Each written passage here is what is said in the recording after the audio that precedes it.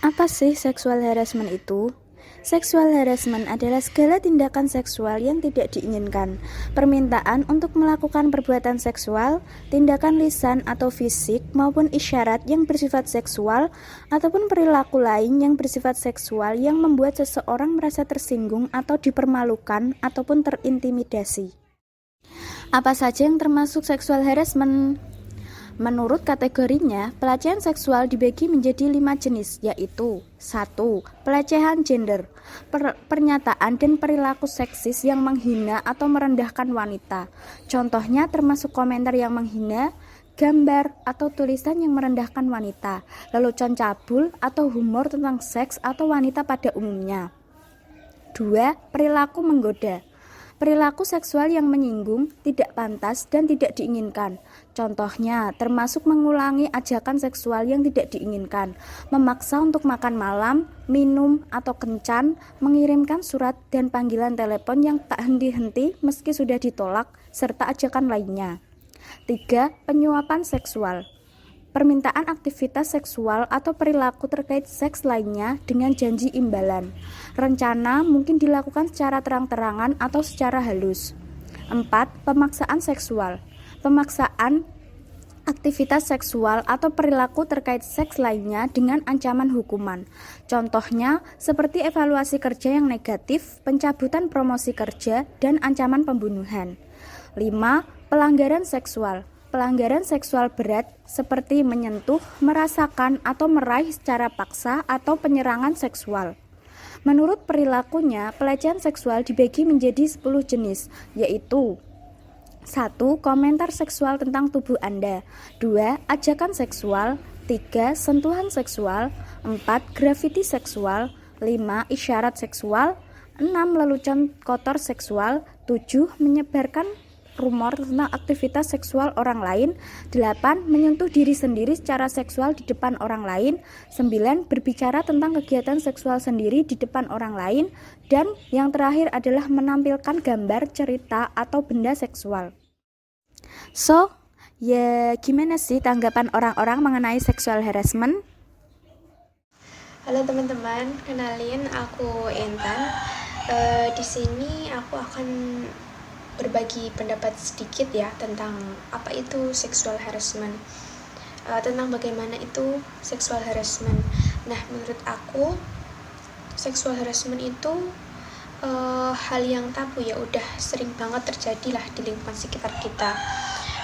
Mestinya tuh banyak orang yang menyadari bahwa sexual harassment itu adalah suatu pelecehan seksual, tetapi tanpa disadari banyak orang, seperti body shaming, seperti perkataan yang menohok atau kesannya mengejek gitu, itu tuh udah masuk ke tahap yang sexual harassment itu.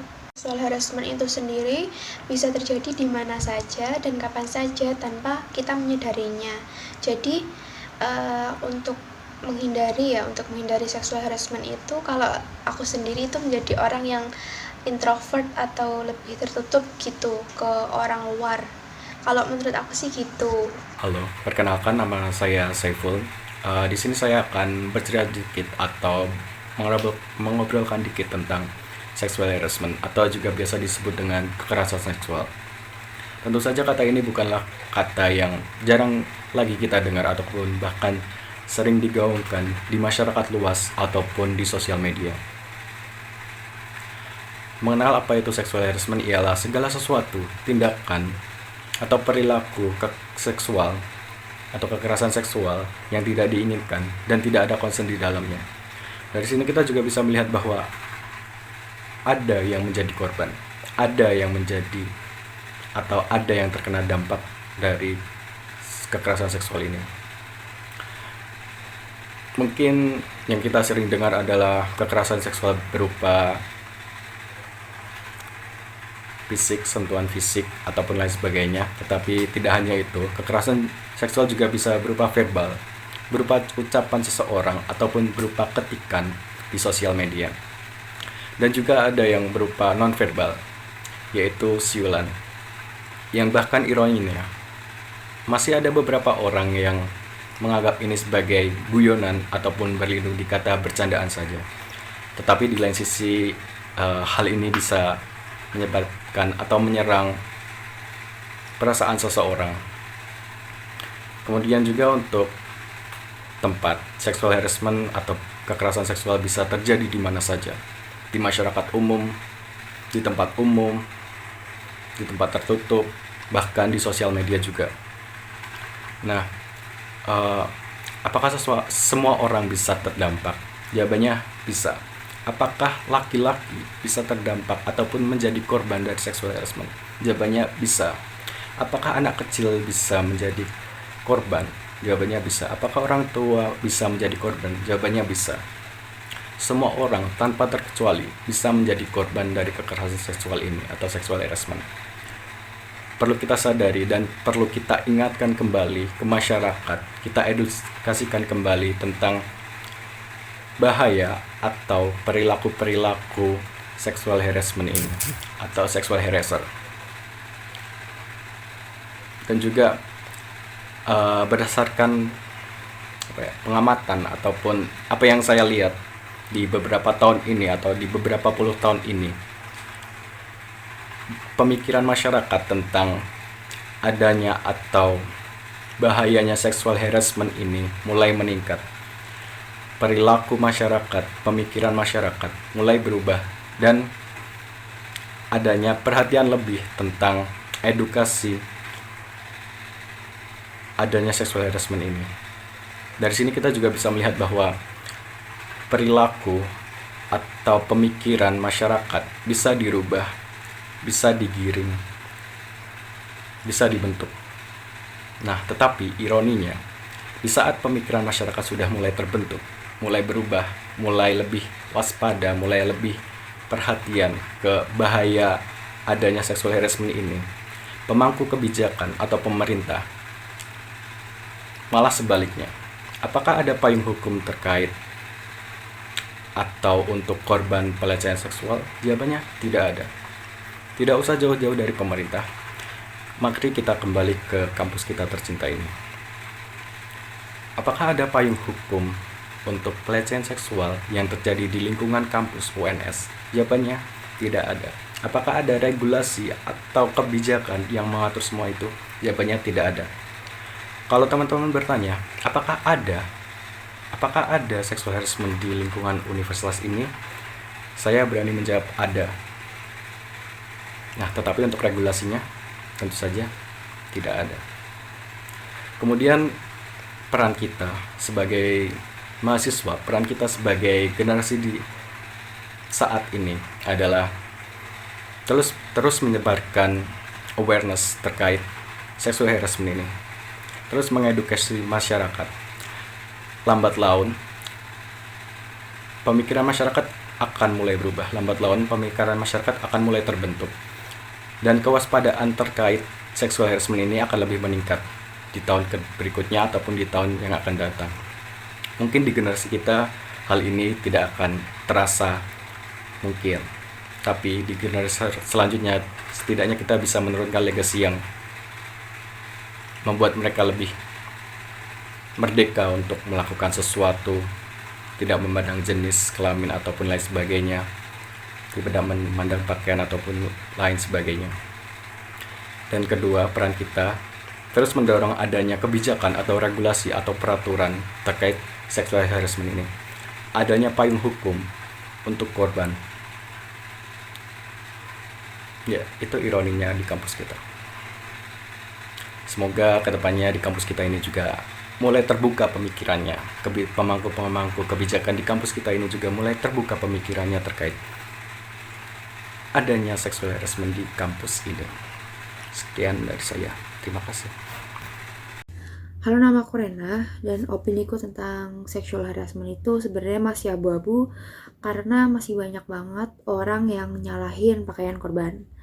Sampai sini pun aku masih heran kenapa orang-orang itu bisa nyalahin baju yang dipakai sama korban gitu. Dan aku pun juga masih gak ngerti maksud dari pakaian ini tuh apa gitu. Maksudnya ada tuh orang yang bilang kalau makanya jadi cewek tuh jangan pakai baju yang mengundang gitu.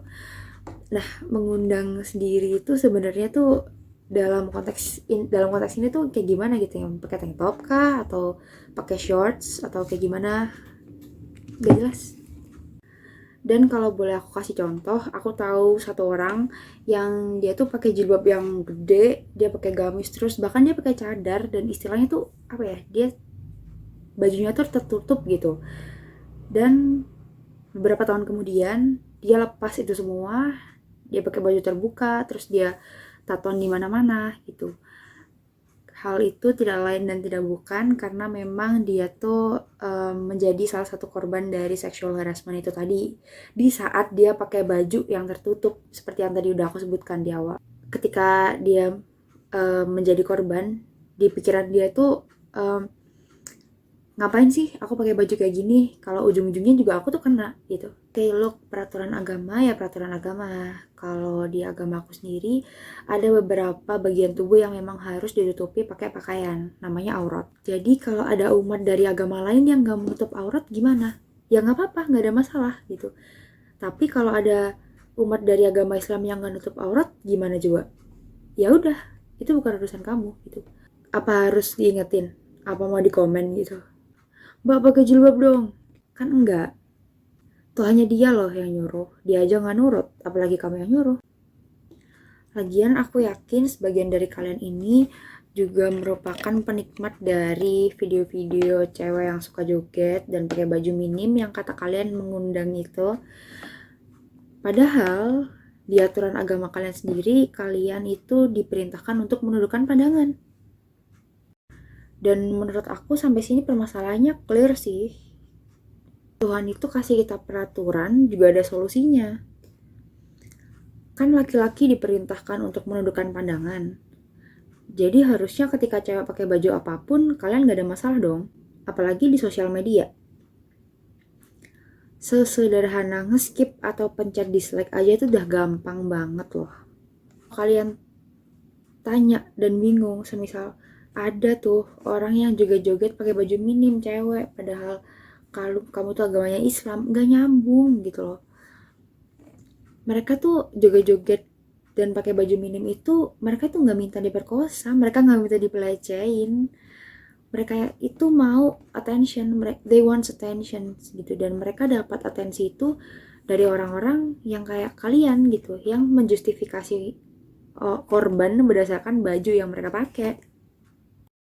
Jadi menurutku selama masih ada orang yang membenarkan pelecehan seksual karena baju dari korban itu tadi, permasalahan ini tuh gak bakal pernah selesai gitu loh.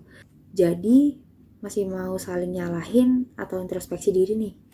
Bicara mengenai seksual harassment, apabila jika dianalogikan menjadi sebuah tatanan sosial, maka seksual harassment bersifat merusak ataupun mencederai kehidupan masyarakat.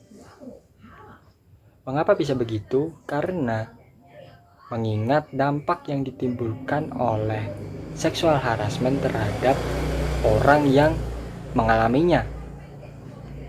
Mulai dari yang awalnya mengalami trauma hingga yang paling parah mengalami gangguan mental, menjadi peringatan bagi kita semua agar mewaspadai ataupun mencegah seksual harassment masuk ke kehidupan masyarakat.